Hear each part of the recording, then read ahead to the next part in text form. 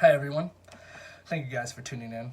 I'm Dontae Baker, and on today's episode, we'll be discussing three equal opportunity laws and why they're important to today's society.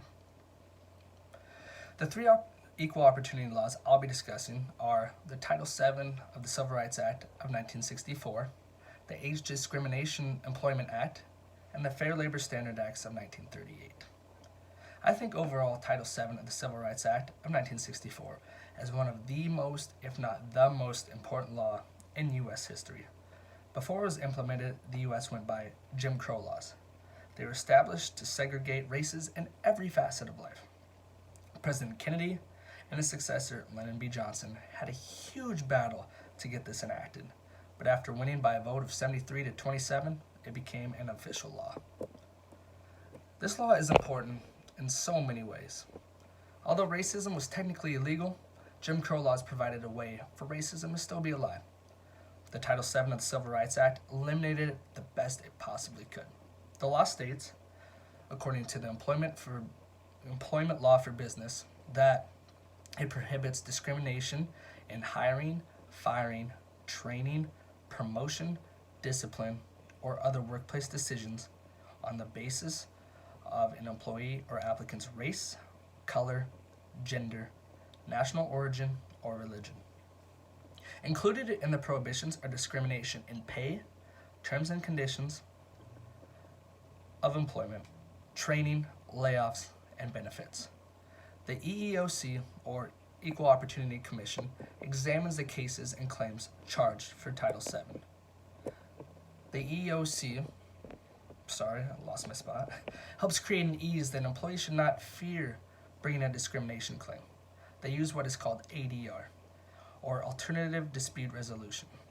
They use ADR because it is cheaper and is the most efficient way in resolving disputes.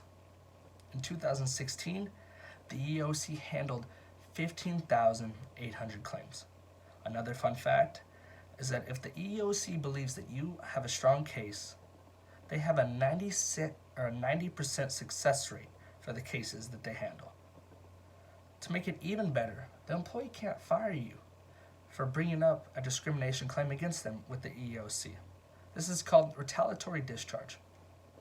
Retaliatory discharge means that a company terminates an employee because the employee exercised their rights that aren't illegal to exercise.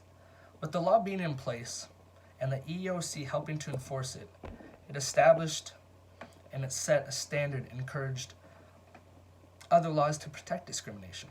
For example, the law was amended in 1991. The Civil Rights Act of 1991 added such things as jury trials or compensatory and punitive damages, and other provisions. This act, to this day, is still being amended to make everybody as equal as possible. Take me, for example. I'm half African American and half white, and I hear all the time that I'm the whitest black person anyone's ever met, or I look more Middle Eastern than black. And it's definitely offensive. And this is just coming from friends and acquaintances. And this law, it helps defend me from employers that would want to discriminate because of my race, because of the skin color, which doesn't make any sense. Take a look at what happened in 2015. The EEOC changed how Title VII was interpreted to include discrimination based on sexual orientation. And that is a huge step for us as a country. See, this act started with how black people were being treated due to these Jim Crow laws, but throughout history has worked to decrease discrimination and create all people equal. The next law I'm going to be discussing is the Age Discrimination and Employment Act, or the ADA. The ADA prohibits discrimination in employment on the basis of age, and it applies to individuals who are at least 40 years old. So this act was passed in 1967 with an age limit for age discrimination being between 40 and 65 years old. In 1978, it moved to 70, and then later they removed the age limit. The reason for this law is to protect older people and give them the same amount of rights as me or you. You may be wondering, Dontae, isn't that covered in Title VII of the Civil Rights Act like you mentioned before? Yes, but there are three major differences or distinctions between Title VII and the ADA. The first is ADA is less strict than Title VII. They give an employer a way to fight back against age discrimination by giving an employer the option to have any reasonable factor other than age. Second, an employee cannot pursue a claim because an older person is being treated better. And lastly, unlike Title VII, there is no protection from reverse discrimination. This stops people from under 40 from filing a claim because they were too young. If that's the case, wouldn't all of us college kids be trying to get rich? The ADA can be prevented if the employer can provide a bona fide occupational qualification. This means that the employee can protect themselves by proving that age actually affects the ability to do the job. Say you get on an airplane and your pilot's 100 years old. That flight's not gonna be very comfortable for you. So, in the US, the age limit is set for 65, and that is a bona fide occupational qualification. There's a certain age that you need to hit before it becomes a hazard or a safety issue. Just like Title VII, Age Discrimination in Employment Act of 1967 prevents discrimination based on age while creating equality for people no matter what age you are. The last law we're going to discuss is the Fair Labor Standards Act of 1938. This law is important because we want to get paid for the work we do, and we also want to make enough money to live comfortably. This act establishes a standard for the minimum age that you can work, the minimum wage, and the rate at which you must be paid if you work over a certain amount of time during a work week. This also correlates with Title VII, as pay cannot be different based solely on gender, race, and etc.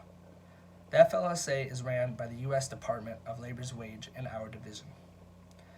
A brief history as to why the minimum wage is important starts in 1938. After the Wall Street collapse, it caused the Great Depression. Minimum wage law was passed to avoid another economic disaster.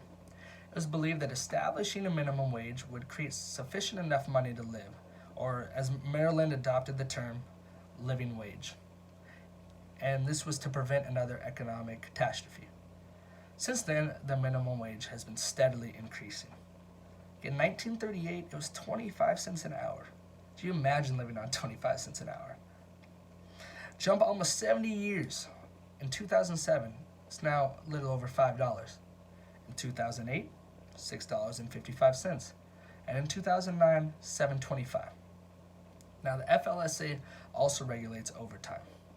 These regulations require businesses to review their pay levels and jobs to make sure employees are being paid properly. This meaning that an employee who works over 40 hours are required to be paid overtime of at least time and a half. As our book says, fairness is a fundamental objective of pay systems. Not only is fairness ethical for these companies, but this law makes them comply to federal laws and regulations. What is really nice about the FLSA is that it prohibits employees from retaliating against any employee who exercises their rights for a claim that benefits for their benefits that are wrongfully being held. As I mentioned before, it also sets child labor laws. As you probably know, some companies still get away with it. You take a look at Apple's in some trouble for their factories over in China and the child labor going on over there. But if the company is on American soil under FLSA, most children cannot work before the age of 16 and 18 if it's a hazardous job. There are exceptions to the rule. For example, children being between the age of 14 and 16 can work if it doesn't hurt their health, their education, or their well-being. The FLSA is important because it manages unethical behavior by setting age limits of young workers. It also makes it so companies can't take advantage of people by paying less than what they work for, what they deserve, and what they need to do to survive in these economies. I picked these three laws because I believe they set a foundation for equality for everybody. I mean, America is supposed to be a land of the free, home of the brave, and I believe these laws set that standard. Title VII The Civil Rights Act of 1964 was enacted to eliminate racism and to create all people equal. The ADA was established to give people of older age the same rights as any other age. And the FLSA makes companies accountable in terms of being ethical and fair, both by the age that people can work and the pay that keeps them afloat. Without these laws, I honestly don't see how this country would run fairly and freely. Thank you guys for tuning in. See you next time.